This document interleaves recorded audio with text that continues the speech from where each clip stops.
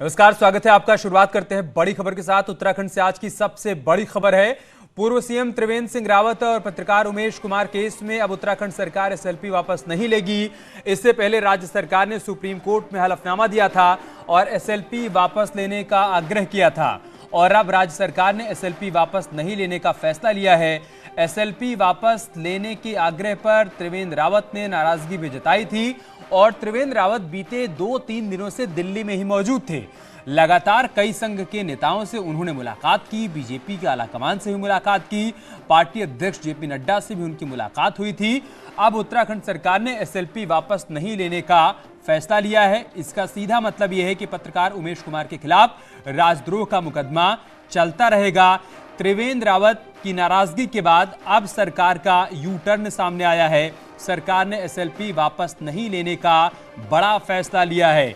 इससे पहले सरकार ने सुप्रीम कोर्ट से एसएलपी वापस लेने का आग्रह किया था, जिसके बाद से ही त्रिवेंद्र सिंह रावत आहत थे। दिल्ली में आए, संघ के तमाम नेताओं से लगातार मुलाकात की उन्होंने, पार्टी आलाकमान से मुलाकात की, उनकी नाराजगी की खबर भी सामने आई और इन सब के बीच अब सरकार की तरफ से ये बड़ा फैसला लिया गया है। सरकार ने सुप्रीम कोर्ट में एसएलपी वापस नहीं लेने का फैसला किया है। और दिल्ली से हमारे सहयोगी पवन गौड़ इस वक्त हमारे साथ जुड़ चुके हैं, साथ ही देहरादून से सुनील और प्रभात भी हमारे साथ जुड़े हुए हैं। सुनील, मैं सबसे पहले आपके पास ही आऊंगा। पहले सरकार ने कहा कि हम सुप्रीम कोर्ट से एसएलपी वापस लेंगे। त्रिवेंद्र रावत दिल्ली चले आए, संघ के नेताओं से मुलाकात की, बीजेपी आलाकमान से मुलाकात की, उनकी नाराजगी की बात सामने आई और अब सरकार का यू टर्न। क्या जानकारी है आपके पास?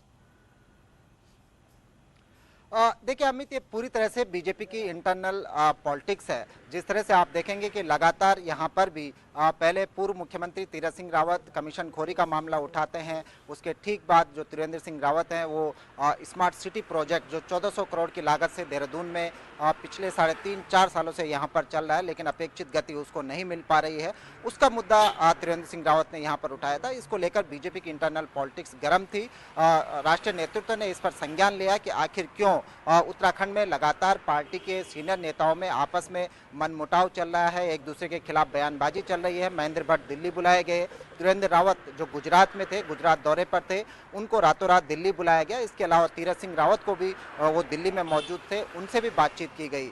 प्रदेश अध्यक्ष को तीनों लोगों के बीच मैनेजमेंट की जिम्मेदारी सौंपी गई और इस बीच ये खबर आई कि जो सुप्रीम कोर्ट में जो मुकदमा था उसमें सरकार ने 26 सितंबर को सुप्रीम कोर्ट में रिक्वेस्ट डाली थी कि जो राजद्रोह का मुकदमा जो सरकार तत्कालीन पत्रकार उमेश कुमार जो अब विधायक भी हैं खानपुर से, उनके खिलाफ जो मुकदमा था उसमें सरकार अपनी एसएलपी वापस लेने जा रही है। इसको लेकर त्रिवेंद्र सिंह रावत की नाराजगी खास तौर पर देखी गई थी। उन्होंने दिल्ली में तमाम आला नेताओं से बातचीत की और उसके बाद एक तरह से हम कह सकते हैं कि उत्तराखंड के उत्तराखंड शासन बैकफुट पर आया है और अब ये बात कही गई है कि अब जो एसएलपी है उसको सरकार वापस नहीं लेगी। यानी कि जो आपने अभी कहा कि जो पत्रकार उमेश कुमार के खिलाफ जो राजद्रोह का मुकदमा सरकार चाहती थी वो अभी कंटिन्यू रहेगा। जी पवन, इसमें कोई दो राय नहीं है कि बीते 2-3 दिनों में दिल्ली में जो मेल मुलाकातें हुई हैं त्रिवेंद्र रावत की संघ के तमाम नेताओं से, बीजेपी आलाकमान से, उसके बाद ही सरकार ने फैसला लिया होगा कि एसएलपी वापस नहीं ली जाएगी।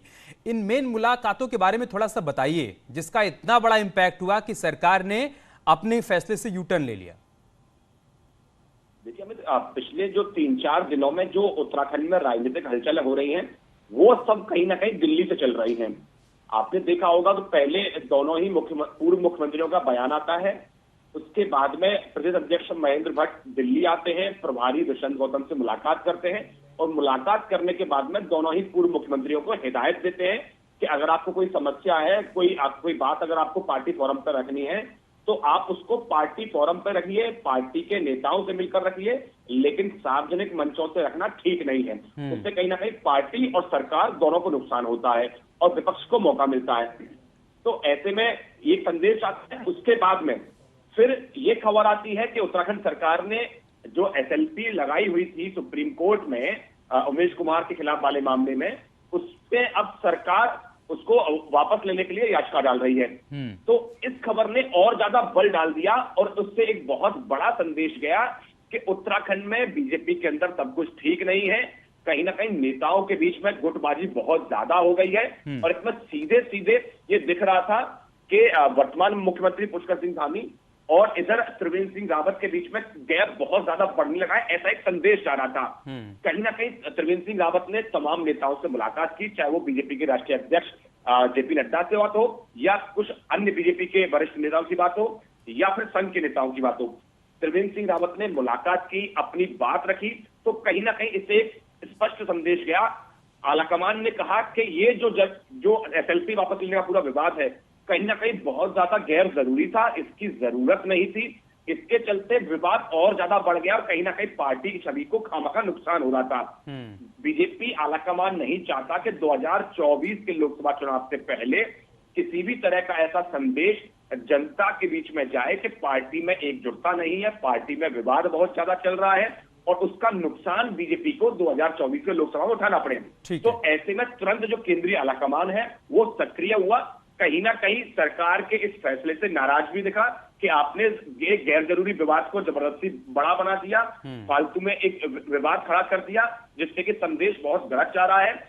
उसके बाद में ही जैसे कि हमने शाम को आज अपने दर्शकों को बताया कि कहीं ना कहीं केंद्रीय नेतृत्व इससे सख्त खफा है और सरकार इसको लेकर कुछ बड़ा फैसला ले सकती है, क्योंकि कल मुख्यमंत्री पुष्कर सिंह धामी दिल्ली दौरे पर आएंगे, एनसीडी चुनाव में रोड शो करेंगे। उसके बाद में वो केंद्रीय नेतृत्व के कुछ नेताओं से मिल सकते हैं। 22 तारीख को मंगलवार को सुप्रीम कोर्ट में इस पूरे मसले पर सुनवाई भी होनी है, लेकिन उससे पहले सरकार ने एक याचिका डाली एसएलपी को वापस लेने की, फिर उसको लेकर यू टर्न लिया। अब उस याचिका को वापस लेने के लिए ठीक है, इसके टेक्निकल ग्राउंड पर भी मैं आपसे बातचीत करूंगा पवन, लेकिन उससे पहले एक बार सुनील, थोड़ा शुरुआत में चलते हैं। क्या त्रिवेंद्र सिंह रावत का स्मार्ट सिटी के कार्यों पर सवाल खड़ा करना वहीं से शुरुआत हुई इस विवाद की? देखिए, विवाद की जड़ तो आप लगातार अगर उत्तराखंड की पॉलिटिक्स को आप देखें तो लगातार कहीं ना कहीं बीजेपी के अंदर तमाम दबाव के बावजूद भी अंतर्विरोध सार्वजनिक होते रहे हैं। खासकर स्मार्ट सिटी का जो मामला रहा है, स्मार्ट सिटी को लेकर आपने देखा कि अभी जो शहरी विकास मंत्री हैं प्रेमचंद अग्रवाल, त्रिवेंद्र रावत ने जब इस पर कमेंट किया कि जो स्मार्ट सिटी के कामकाज हैं वो मेरे कार्यकाल में बहुत तेज गति से चल रहे थे, तब स्मार्ट सिटी की रैंकिंग देश में 9वें स्थान पर थी देहरादून की, लेकिन अब देहरादून काफ़ी पिछड़ गया है। उसके बाद प्रेमचंद अग्रवाल का बयान आता है कि 3.5 साल तक जब स्मार्ट सिटी के काम शुरू हुए, त्रिवेंद्र रावत मुख्यमंत्री थे, मैंने तो मुझे मंत्री बने हुए महज 6 महीने हो रहे हैं। तो ये बीजेपी के अंदर भी लगातार एक्शन और रिएक्शन इस पर देखने को मिल रहा था। इससे पार्टी आला कमान भी चिंतित था। राष्ट्रीय महामंत्री BL संतोष जो उत्तराखंड का प्रभार भी जो उत्तराखंड को भी देखते हैं, उन्होंने बाकायदा महेंद्र भट्ट को वहां पर बुलाया। तमाम जो नेता हैं, जिस तरह से अभी पवन गौड़ भी बता रहे थे कि तीरथ सिंह रावत के घर जाकर महेंद्र भट्ट ने बातचीत की। त्रिवेंद्र रावत को गुजरात से दिल्ली बुलाया गया, तमाम मीटिंगों के दौर चले और उसके बाद ये डिसीजन देखने को मिला कि जो एसएलपी का जो मामला था उसमें आखिरकार सरकार को ये कहना पड़ा कि हम जो एसएलपी है उसको वापस नहीं लेंगे। तो ये बीजेपी की इंटरनल पॉलिटिक्स है और ये बात भी बहुत सटीक बैठती है कि 2024 का जो चुनाव है उससे पहले जो निकायों के यहाँ पर चुनाव होने हैं, बीजेपी आलाकमान नहीं चाहता कि कहीं भी कोई भी अंतर्विरोध देखने को मिले, खासकर जब यहाँ पर गवर्नमेंट मेजोरिटी में हो, सब कुछ आपके पास हो, लेकिन आउटपुट अगर देखने को नहीं मिलेगा, इस तरह के अंतर्विरोध अगर खुलकर सड़कों पर आएंगे तो उसको लेकर बीजेपी आलाकमान काफी सख्त यहाँ पर देखने को मिला है। पार्टी को नुकसान हो सकता है, इस बात की आशंका आलाकमान को है। पवन, एक टेक्निकल ग्राउंड आप समझाइए।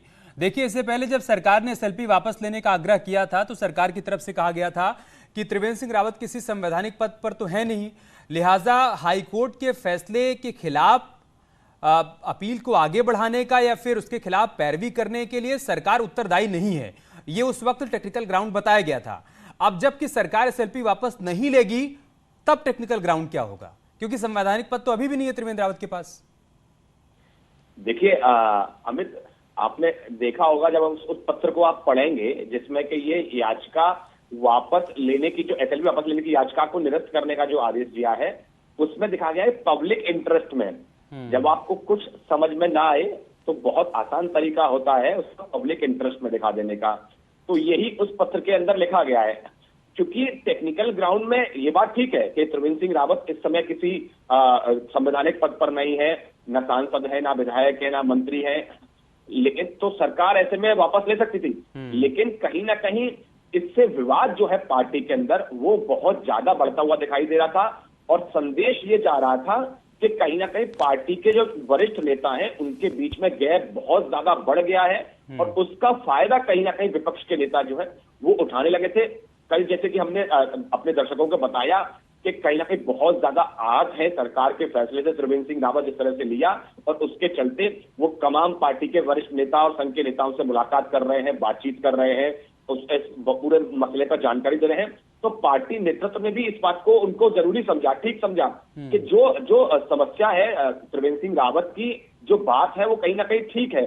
आप मतलब जबरदस्ती का एक गैर जरूरी विवाद खड़ा कर रहे हैं जिससे कहीं ना कहीं पार्टी और सरकार दोनों की छवि को नुकसान हो रहा है। और ऐसे में अगर ये लगातार बढ़ते गए तो 2024 के लिहाज से ये बहुत बड़ा संकट खड़ा होता है। आपने देखा होगा कि हमेशा कांग्रेस के अंदर कई बार विवाद हुआ जब कांग्रेस की सरकार उत्तराखंड के अंदर थी, पूरी कांग्रेस में दो फाड़ हो गए, कई सारे नेता बीजेपी में शामिल हो गए।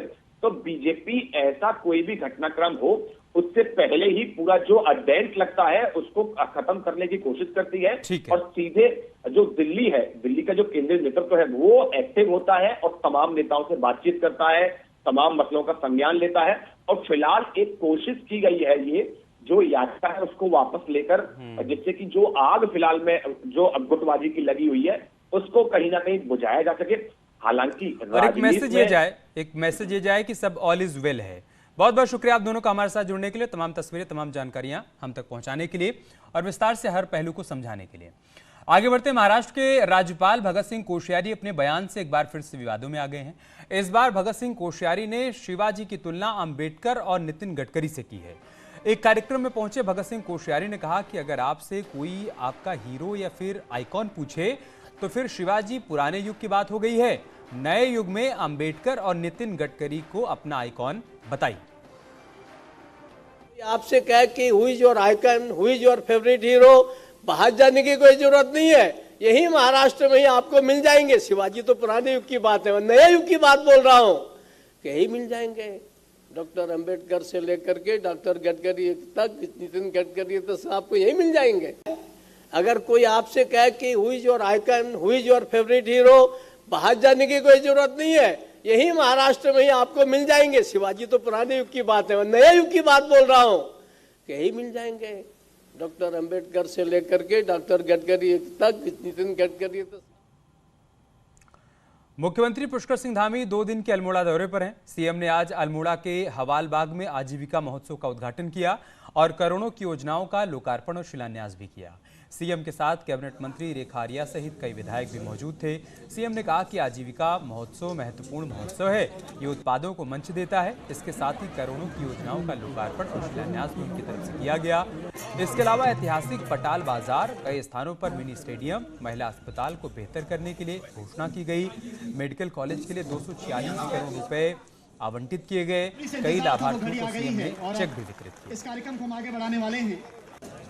ये आजीविका महोत्सव ये हमारे लिए बहुत ही, हमारे प्रदेश के लिए, यहाँ के लोगों के लिए और स्टार्टअप के क्षेत्र में काम करने वाले, रोजगार और स्वरोजगार के क्षेत्र में काम करने वाले, स्वयं सहायता समूह में काम करने वाले, जो अपना यहाँ पर घरेलू उत्पाद बनाते हैं, यहाँ का स्थानीय उत्पाद बनाते हैं, उन सभी को एक मंच भी प्रदान करता है और कहीं ना कहीं आजीविका का साधन भी जो है उपलब्ध कराता है। मुख्यमंत्री ने सर्किट हाउस में बीजेपी कार्यकर्ताओं सहित कई संगठनों की समस्याओं को सुना। सीएम ने कहा कि सभी लोगों की समस्या का समाधान जिला तहसील स्तर पर ही होना चाहिए, कोई भी छोटी समस्या प्रदेश तक नहीं पहुंचनी चाहिए। इसके लिए डीएम और एसएसपी को जिम्मेदारी दी गई है। इस दौरान बड़ी संख्या में लोग यहां शामिल हुए।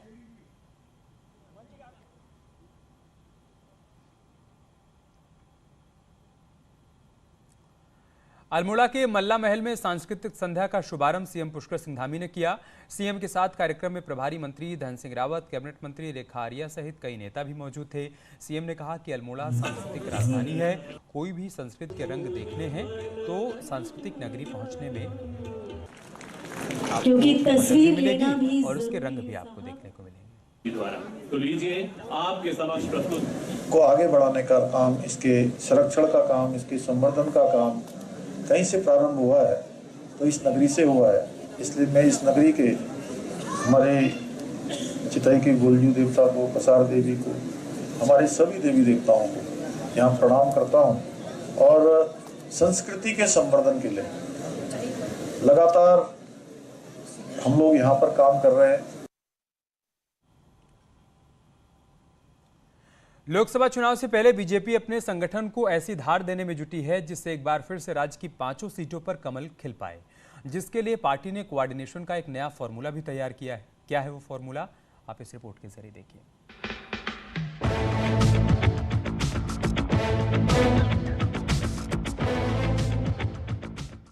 बीजेपी साल 2024 के लोकसभा चुनाव से पहले संगठन को नई धार देने में जुटी है।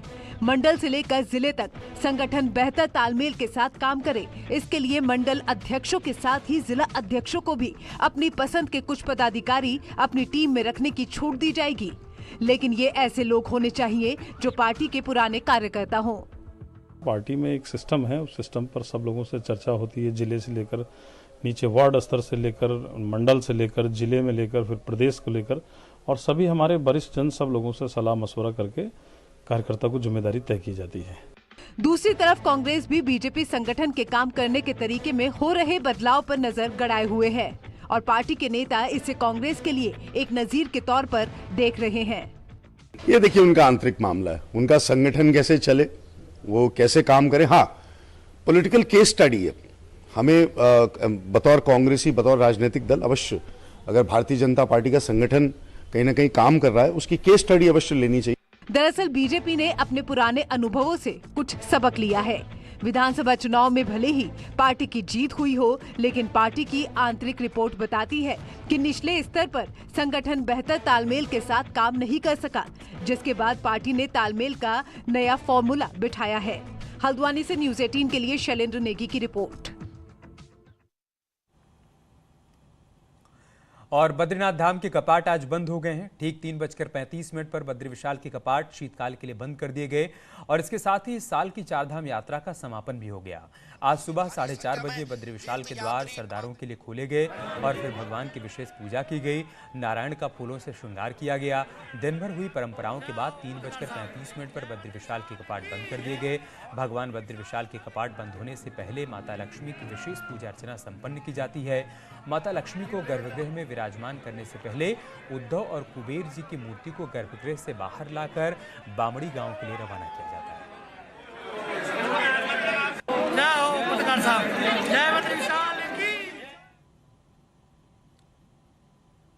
यहाँ रुक रही छोटे से ब्रेक के लिए, जल्द लौटेंगे कुछ और खबरों के साथ।